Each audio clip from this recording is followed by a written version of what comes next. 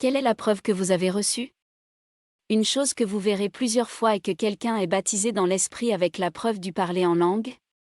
Le parler en langue est une langue que vous ne connaissez pas et que vous ne comprenez pas. Cela signifie donc que vous entendez des mots jaillir de l'intérieur de votre esprit et que vous entendez ces mots intérieurement et que vous les répétez. Un moment peut arriver lorsque cela se produit si naturellement que vous ne reconnaissez pas que vous entendez ces mots. Vous les prononcez simplement, cela coule, cela se produit si rapidement. Une autre preuve est que vous avez reçu de la puissance, alléluia, et cela vient de toutes ces écritures, c'est Actes 1h8, mais vous recevrez de la puissance. La puissance est la capacité. Le pouvoir est la force. Ce pouvoir vous permet de faire ce que vous n'avez pas pu faire dans le passé, alléluia. Un autre signe ou preuve est qu'il témoigne pour Jésus, et de nombreuses personnes qui prétendent être chrétiennes trouvent très difficile de témoigner avant d'être baptisées dans le Saint-Esprit. Quand j'ai sorti des équipes d'évangélisation, j'ai tendance à demander aux gens de prier dans l'Esprit pendant au moins 30 minutes, avant de sortir. Parce que cela traite de toute timidité, de toute peur de sortir, et ils deviennent audacieux dans le Saint-Esprit, et ils peuvent sortir, alléluia, pour évangéliser. Rappelez-vous que les Écritures disent que des rivières coulaient d'elles et cela signifie que lorsque vous commencez à parler, vous êtes comme une rivière, elle coule et vous trouvez qu'il est difficile de s'arrêter. Lorsque j'ai terminé ces enseignements, si quelqu'un reste dans le bâtiment, il est susceptible de recevoir un enseignement supplémentaire car la rivière coule et j'ai du mal à l'arrêter. Alléluia, Mamassu doit m'emmener à la voiture et me coller dans la voiture pour m'arrêter, car la rivière coule. Ils ont gardé les commandements. Cela vous donne une plus grande capacité à obéir à Dieu. Pourquoi donc? C'est parce que vous développez cette oreille attentive? Et vous devenez de plus en plus certain que ce que dit la Bible est vrai, et que ces commandements ne sont pas de mauvaises choses. Ce sont des lignes directrices pour vivre une bonne vie, alléluia. Il dit que le feu de Dieu est venu sur eux, et cela signifie que vous soyez compatissants. C'est important pour vous. Tu y crois et pour toi, c'est si important que tu puisses transmettre ça à d'autres personnes. Que votre cœur est plein de passion, vous pouvez l'entendre dans les mots. C'est différent d'écouter quelqu'un qui lit quelque chose. Il y a une passion, il y a une émotion, un contenu émotionnel dans ce que vous dites, qui nous conduit également au don du Saint-Esprit. Plus loin dans cet enseignement biblique, nous examinerons de plus près les 3 premiers de ces dons. Nous les avons déjà mentionnés un peu, mais nous les approfondirons un peu au fur et à mesure. Et le fruit de l'Esprit. Et il y a 9 fruits de l'Esprit. Une illustration que j'ai trouvée très utile vient de Jésus debout dans le Jourdain et du Saint-Esprit descendant sur lui sous la forme d'une colombe. Maintenant, une colombe est un oiseau et l'un des noms utilisés pour le Saint-Esprit est l'Esprit de grâce. Et en grec, le mot pour la grâce est le mot « chari ». Et chari est la racine de 2 mots charisme et caractère. Maintenant, les dons du Saint-Esprit sont appelés charisme et le fruit de l'Esprit peut être considéré comme un caractère divin. Ce sont les 2 ailes du Saint-Esprit. Vous m'entendrez dire plusieurs fois qu'un oiseau peut voler n'importe quelle distance avec une seule aile, alléluia. Avez-vous déjà vu un oiseau à une aile voler sur une distance? Et deuxièmement, un oiseau avec une aile peut-il voler droit? Il va voler en cercle, n'est-ce pas? Dans notre ministère chrétien, nous voulons avoir un ministère long et droit afin de ne pas nous laisser détourner par le royaume des ténèbres. Et donc cela signifie que vous devez développer le fruit de l'Esprit. Et le don de l'Esprit en même temps, parce que le danger de développer les dons du Saint-Esprit, de pouvoir prophétiser très précisément pour révéler des choses dans la vie des gens. Le danger est que vous puissiez devenir fier de cela? Que vous pouvez vouloir commencer à accepter de l'argent pour cela ou pour des faveurs et avant de vous en rendre compte, parce que votre personnage était faible. Vous êtes maintenant tombé en tant que ministre chrétien. Ce n'était pas le don, c'était le problème, c'était le manque de caractère divin. Il est extrêmement important que nous reconnaissions que nous développons les 2. Et c'est là que votre pasteur entre dans le pasteur d'une église. Une partie de sa tâche est de vous aider à développer un caractère pieux. Et cela a tendance à se produire quand il dit non. Et je peux toujours dire quand quelqu'un est soumis, quand je lui dis non pour la première fois, parce que cela se manifeste très rapidement. Si cette personne est rebelle, parce qu'au moment où je dis non, je peux le voir monter en elle. Qu'est-ce que tu veux dire non? Qui penses-tu que tu es, en me disant non? Eh bien, je suis le pasteur et vous venez de me demander, et j'ai dit non, c'est très simple. Vous savez, attendez, soyez juste patient, développez votre don, améliorez-vous un peu. Vous savez, certaines personnes veulent faire partie de l'équipe de louange et d'adoration. Et ils ne veulent pas s'entraîner, ils veulent peut-être jouer d'un instrument et pour être honnête, ils ne sont pas très bons. Quelqu'un doit leur dire. Je dois être comme le facteur X, il y a un certain homme là-bas qui aime dire aux gens, non, vous n'êtes pas assez bon, revenez l'année prochaine. Maintenant, beaucoup de gens le détestent, mais il évite à cette personne beaucoup de temps perdu. Il a été honnête. Votre pasteur peut vous aider beaucoup si vous êtes prêt à accepter la correction.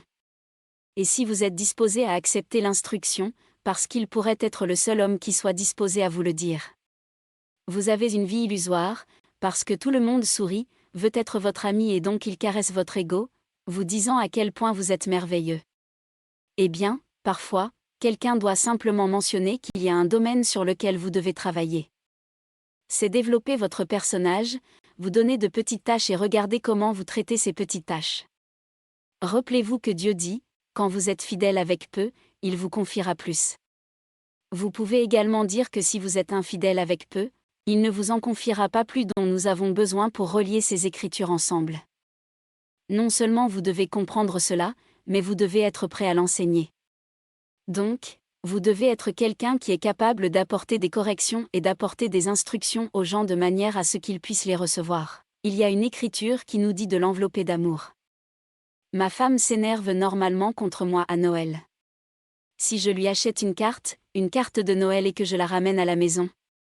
Je l'ai posée sur le lit et je n'ai pas eu le temps de le sortir de son emballage.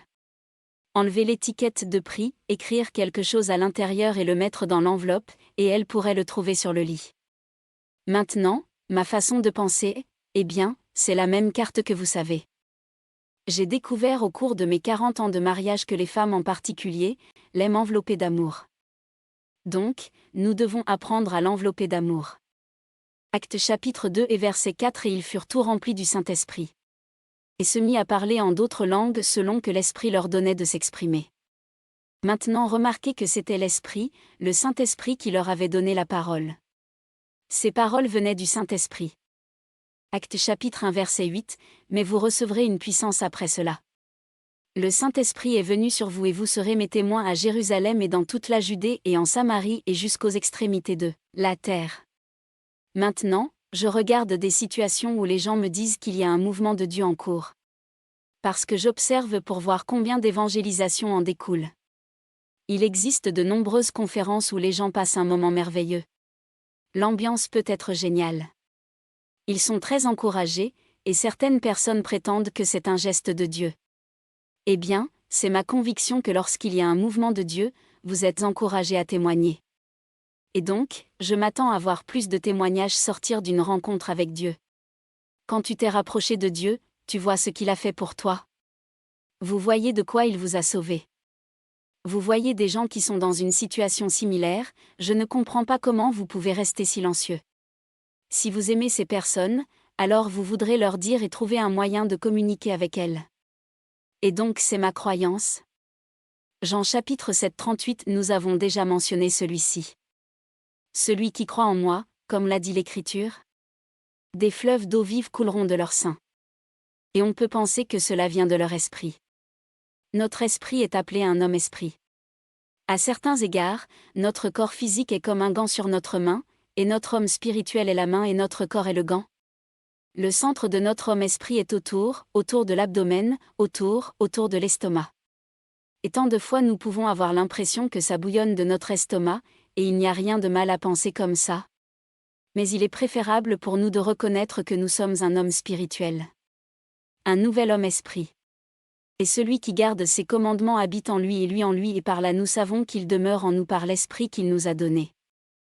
L'un des signes que vous suivez le Saint-Esprit est que vous vivez correctement. L'un des signes que vous régressez est absolument que vous ne vivez pas correctement. Et rétrograder signifie que vous n'êtes pas rempli de l'Esprit. Le remplissage initial du baptême du Saint. Nous devons continuer alors. 1 Corinthiens 3,16 Ne savez-vous pas que vous êtes le temple de Dieu? Et que l'Esprit de Dieu habite en vous? C'est quelque chose que nous pourrons aborder plus tard. Nous sommes en fait le temple du Saint-Esprit de Dieu, si vous savez quelque chose sur le tabernacle dans l'Ancien Testament. Nous sommes un tabernacle, Dieu nous a créés pour contenir son Saint-Esprit, Alléluia. Nous sommes un temple pour Dieu. Et que l'Esprit de Dieu habite en nous, pas seulement sur nous, mais en nous. C'est une distinction importante en nous, Alléluia. Pour que le Saint-Esprit soit with vous tout le temps, partout où vous allez, il va, c'est le verset 2. Soudain, il vint du ciel un bruit comme celui d'un vent impétueux. Et il remplissait toute la maison où ils étaient assis. Et il leur apparut des langues fendues comme du feu. Et il était assis sur chacun d'eux, et ils furent tout remplis du Saint-Esprit. Un autre terme pour le Saint-Esprit. Et se mit à parler en d'autres langues. Il dit qu'ils ont tous été remplis du Saint-Esprit et ont commencé à parler en d'autres langues au fur et à mesure que l'Esprit leur donnait de s'exprimer. Les 2 dernières Écritures. Et puis je vous accorderai une courte pause de 5 minutes. 1 Corinthiens 12 verset 1.